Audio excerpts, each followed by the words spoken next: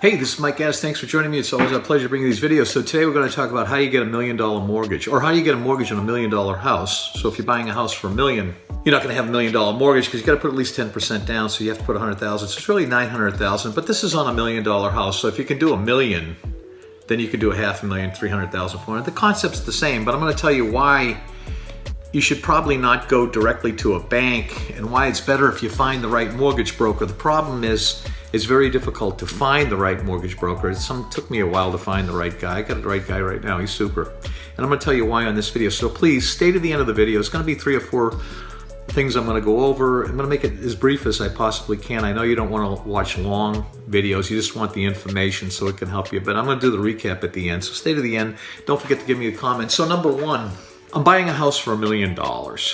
Okay.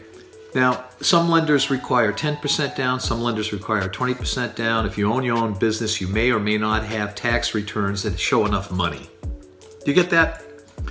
So you have 2 kinds of ways of financing. You can do bank statements or you can do tax returns. Tax returns are more conventional because that's what banks really want. They really want your tax returns. So an alternative to doing tax returns is you have individual investors that'll take your bank statement. I actually think bank statements are better because bank statements show how much money you're making over a 12-month period. So number one, find a mortgage broker as opposed to going direct to your bank. Yeah, but I have Wells Fargo. I happen to do business with Wells Fargo. It's one of the biggest lenders in the right, but they're very, very difficult. And here's the problem. Number one, if you go to the bank, you only have one shot with the bank, number one. Number two, if you go to the mortgage broker, and it's a good mortgage broker, because most mortgage brokers are not good, just like most real estate agents are not good, and most people in the asset room, most doctors, 80-20 rule, okay? 80% of the people are not good at what they do, 20% are good, so you got to find a good mortgage broker.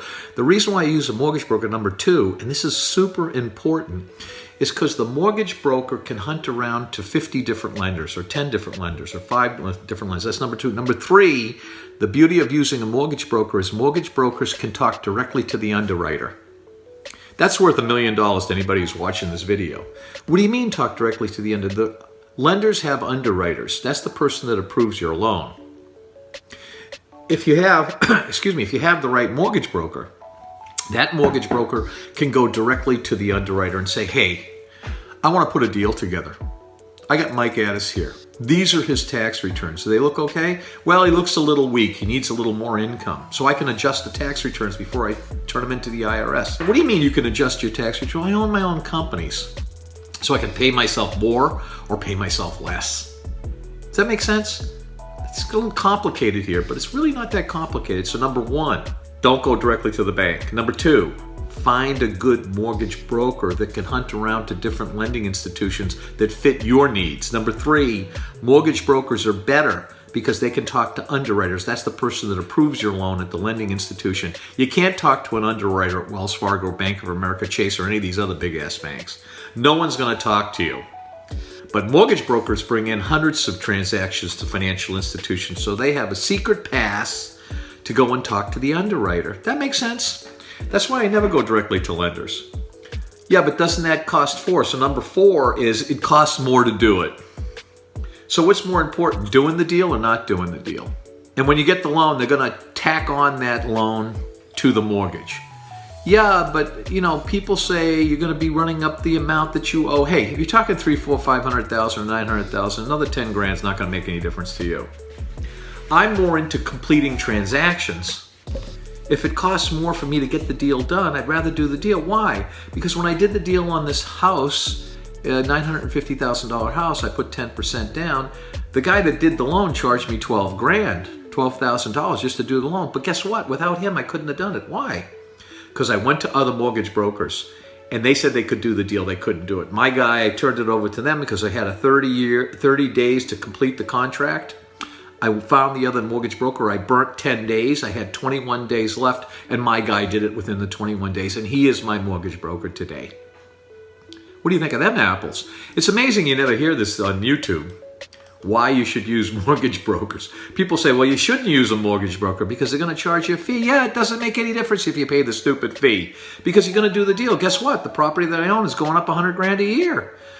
So by getting the right mortgage broker, I've gone from 950,000 houses now just under 1.3 million. Next year is going to be 1.4 million. Why? Because I paid an extra 10,000.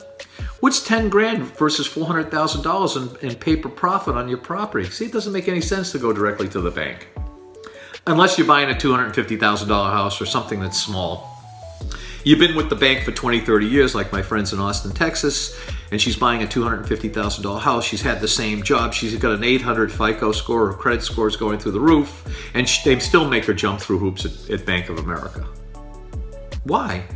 Because they really don't want to do mortgages. They don't make any money, the banks. This is Mike Addis.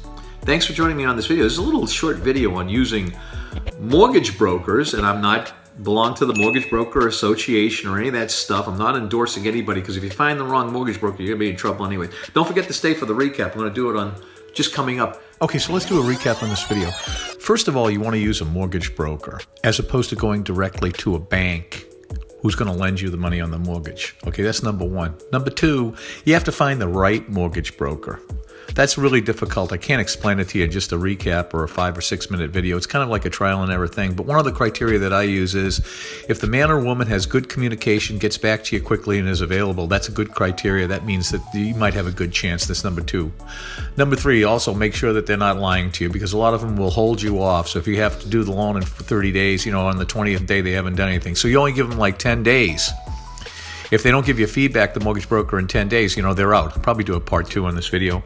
And number four, the reason why you want to use a broker is because they have many, many different lenders. And most importantly, you could say this is number 5, but it's also 4 or 5. Number 5 is use mortgage brokers because they can talk directly to the underwriter.